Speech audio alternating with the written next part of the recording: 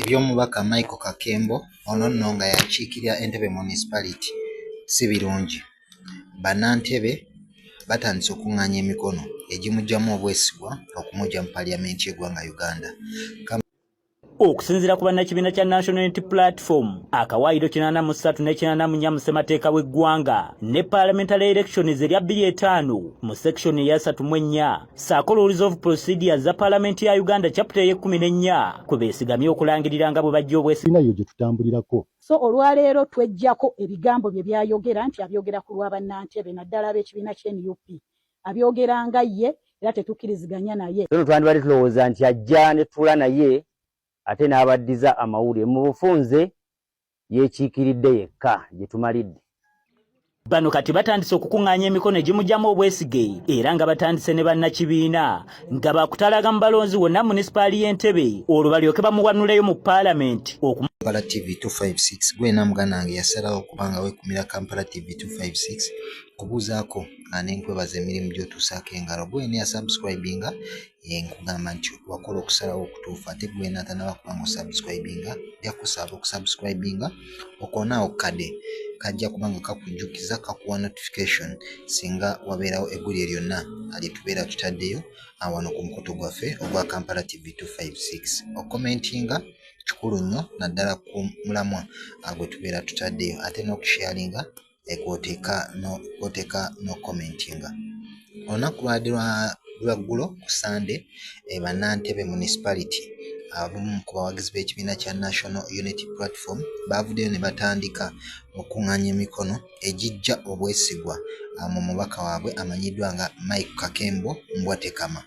Mike Kakembo Mbwatekama ono nno ajja kujjukirwa nnyo okubanga ye yawagira ekiteeso kya Richard Lumu we baali mu Parliament side zawali eggulu mu Mambuka newankubadde ng'akulira oludda oluvuganya gavumenti baali batudde ne kabineeti ye ne bategeeza ababaka bonna naddala bava ku ludda oluvuganya gavumenti obutagenda kutuula mu ntuulo ezo olw'ensonga nti ensimbi z'omuwi w'omusolo nnyingi ezigenda okuba nga zoonoonebwa ate ng'abantu naddala baba bawakalulu bavaayo ne babalaga embeera gye bayitamu. Kati nno Mike Kakembo ono bwe yava mu Paliamenti eyo abadde akyala ku mikutu egy'enjawulo nga n'omukutu ogwasembyeyo gwadde gwa BBS guno nno kwe yavuddeyo n'ategeeza oba ne bamubuuza awo ensonga lwaki yasituka n'agenda mu Paliamenti eggulu. Mike Kakembo ono bwe yabadde ku mutwe yategeezezza ebigambo bino. All leaders including my president Kyagulanyi Robert Sentamu have failed to learn and we refuse to learn. He shamed our political party. The level at which my president is at, I'm just call away. I'm his son for that matter. We have been warning him that our president Kyagulanyi should be the last to speak because you might embrace yourself, but he never listened.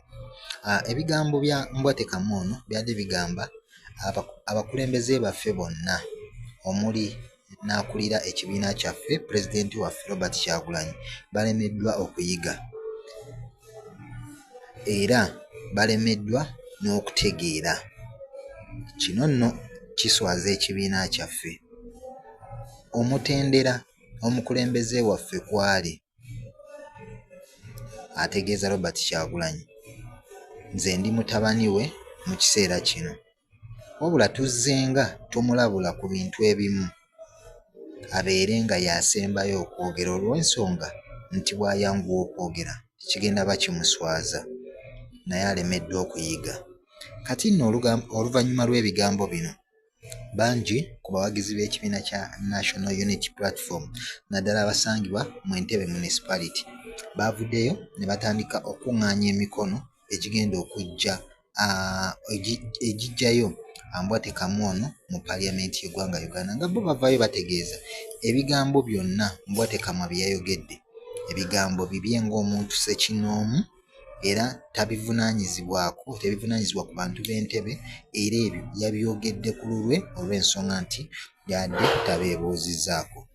Essaawa eno Ambwate Kamwa takyasuula genda ku kibiina kya National Unity Platform olw'ensonga nti ayongeddewo olukonko. Kino nno aba okusika omugwa guno kweyongera nga luvannyuma lwakulira oludda oluvuganya gavumenti okubanga yaggyibwa mu kifo ekyo Mathias Mpuuga n'asikizibwa Joel Ssenyonyi.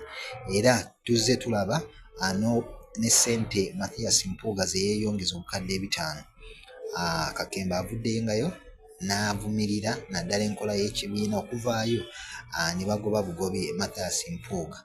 Kino nno kyongedde oluwonko wakati we n'abawagizi b'ekibiina kya National Unity Platform mu Entebbe Municipality. Wabula katulinde tulabe ebintu bino gye binaggweera. Okusinziira ku bannakibiina kya National Unity Platform, akawaayiro 83 ne 84 mu ssemateeka w'eggwanga ne parliamentary elections erya 2005 mu section ya 34 ssaako rules of procedures za Parliament ya Uganda chapter ye 14 kwe beesigamye okulangirira nga bwe bajja obwesige yo gye tutambulirako. So olwaleero twejjako ebigambo bye byayogera nti abyogera ku lwa bannantebe naddala ab'ekibiina ky'NUP abyogera nga ye era tetukkiriziganya naye. Tuno twandibadde tulowooza nti ajja ne tuula naye ate n'abaddiza amawulire mu bufunze yeekiikiridde yekka gye tumalidde. Bano kati batandise okukuŋŋaanya emikono egimugyamu obwesige era nga batandise ne bannakibiina nga bakutalaga mu balonzi wonna munisipaali y'Entebbe olwo balyoke bamuwanuleyo mu paalamenti